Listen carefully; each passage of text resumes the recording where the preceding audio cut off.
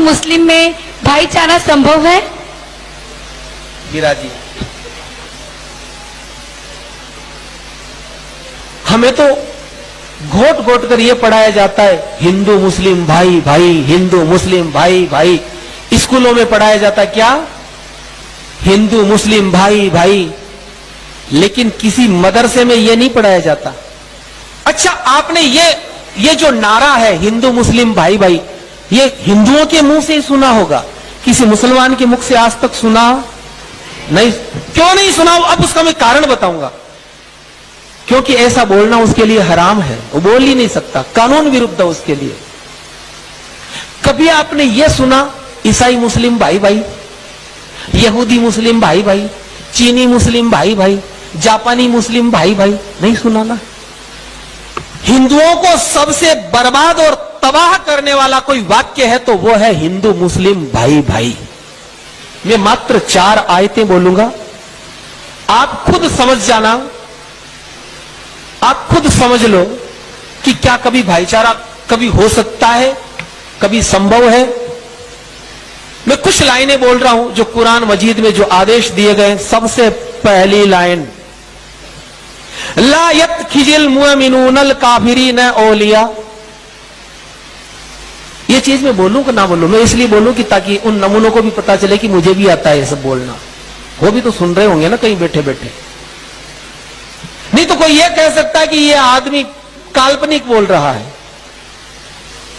इसलिए मैं ये बिल्कुल बोल करके बता रहा हूं।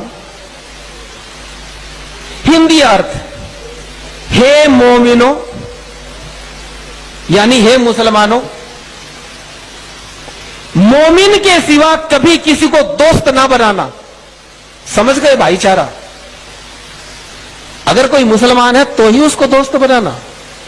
हे मोमिनो, मोमिन के सिवा कभी किसी को दोस्त मत बनाना। अगर बनाया, अब धमकी धमकी बिल्कुल हर आयत में धमकी मिलेगी।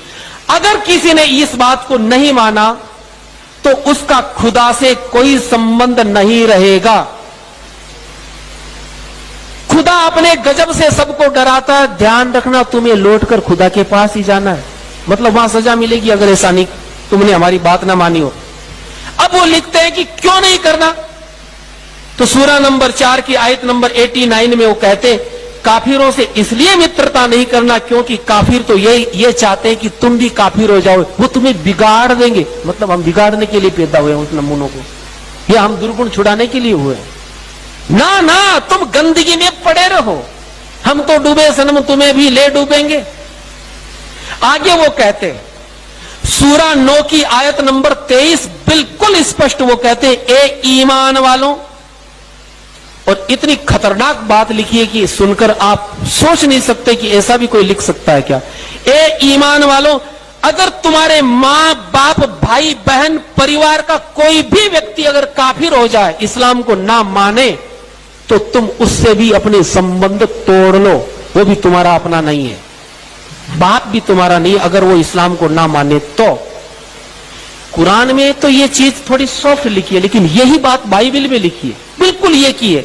बाइबल में और कठोरता से लिखी है। वहां लिखा गया है तुम्हारा बाप भाई परिवार कोई भी सगा संबंधी अगर ईसाई मत स्वीकार ना करे तो पहले तुम अपने हाथों से उसको मारोगे और फिर दूसरे ईसाइयों को सौंपोगे मारने को, चाहे कितना ही अपना क्यों ना।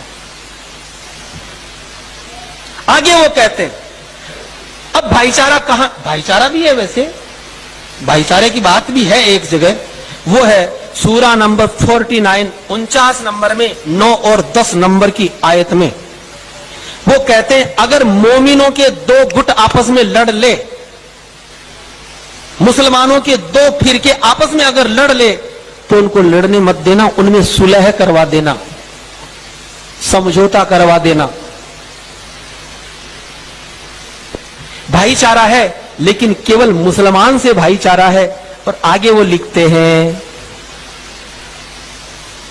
वो मैंने आपको बता ही दिया कि तुम काफिरों को ज्यादा देर तक कैद रखो, ज्यादा देर नहीं रखना, उसको अनाज नहीं खिलाना, उसका तुरंत कत्ल करके गर्दन उड़ा करके उसका खून बहा करके जमीन में गाड़ देना।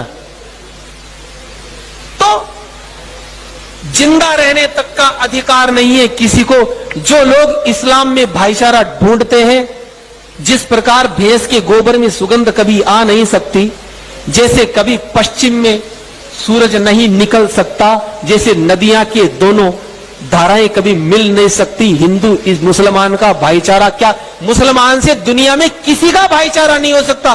कहीं भाईचारे से रहे ये किसी, कहीं पर भी किसी के साथ भी रहे गैर मुस्लिम से नहीं रहे ना। अगर आपको भाईचारे का ज्यादा शौक है, आप उनसे भाईचारे की बात करो, आप उनको भाई मानेंगे, वो आपको चारे की तरह चरते रहेंगे। अगर भाईचारा करने की ज्यादा फैशन है, अरे तो आपस में भाईचारा करो। भाईचारा ब्राह्मण क्षत्रिय वैश्य शूद्र, क्यों ना आपस में हम भाईचारा करें। वहां भाईचारा कभी नहीं हो सकता। सावधानी ही सुरक्षा है। ये जाति जहां गई, पर्सिया में मात्र 4000 मुसलमानों को उन्होंने शरण दे दी थी और पूरा पर्सिया खत्म कर दिया गया। पारसियों को निकाला, बेचारे यहां जान बचा के भाग के आए। ये लोग जहां गए वहां की कौम को इन्होंने नष्ट किया। तो हिंदुस्तान को ही खत्म क्यों नहीं कर पाए? क्योंकि यहां संख्या ज्यादा थी, बड़ा देश था, लगे हुए अभी तक है। तो जय श्री राम।